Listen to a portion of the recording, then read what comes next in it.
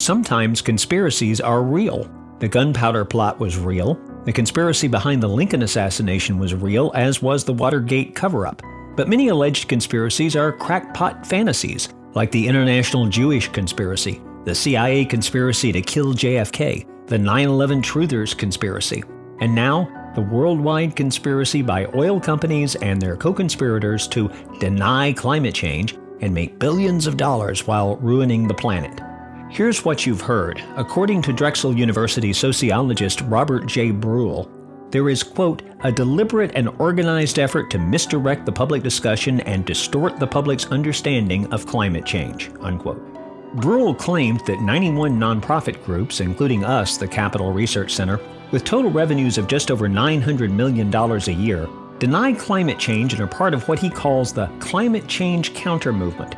Bruhl's claim was cited by environmentalists and news media across the world as evidence of a conspiracy by oil and coal companies and their allies to attain great wealth by destroying the environment. But Bruhl's study measured the total income of those organizations, not their spending, much less their spending on the climate change issue alone. Not on the other issues they engage on, such as taxes, foreign affairs, and whatnot. If an organization spent $1,000 on climate change and $999,000 on other things, Bruhl's number counted the entire million. Not a very accurate way of measuring the true scale of spending on climate change. I directed a project at the Capital Research Center that has spent months working to produce a far more accurate estimate of what conservative groups actually spent on the skeptical side of the climate change debate. After studying these groups' tax filings, their websites, media coverage, and more, we calculate that the annual spending on climate change-related issues of these groups in 2010, the last year Bruhl studied, was no more than 10% of Bruhl's $900 million number. We calculated $81 million.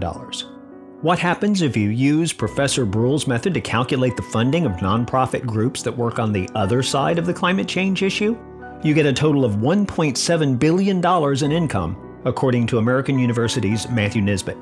So what did Bruhl have to say about Nisbet's number? He harumphed that Mr. Nisbet's analysis tends to stress the gross amounts available, not spending on specific things, unquote.